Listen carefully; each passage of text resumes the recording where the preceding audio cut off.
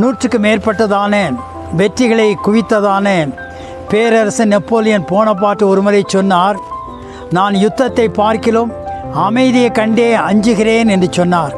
ஆகவே பயம் என்பது அவருடைய வாழ்க்கையில் கிடையவே கிடையாது.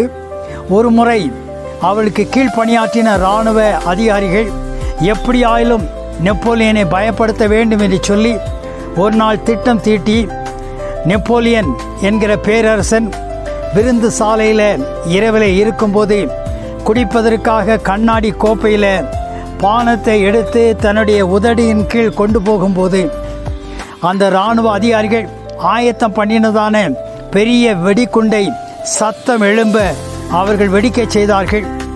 ஆனால் என்ன எதிர்பார்த்தார்கள்?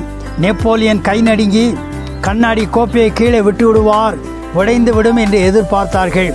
ஆனால் எந்த தயக்கமோ சலனமோ பயம் இல்லாதபடி அந்த கண்ணாடி கோப்பையில் இருக்கிற பானத்தை குடித்து வைத்து பின்பதாக கீழே வைத்துவிட்டு கேட்டார், அது என்ன சத்தம் என்று கேட்டார். ஆகவே அவருக்கு நடுக்கமோ தயக்கமோ பயமோ இல்லை. வேதம் சொல்லுகிறது, விசுவாசிக்கிறவன் பதறான்.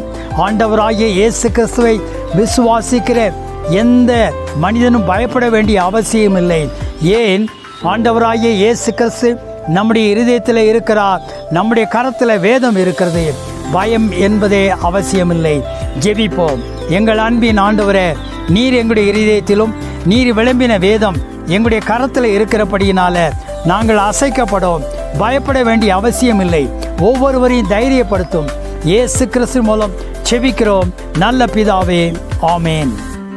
ஆண்டவராகிய இயேசு கிறிஸ்துவின் அன்பை பரப்ப லைக், ஷேர், சப்ஸ்கிரைப் பண்ணுங்கள்.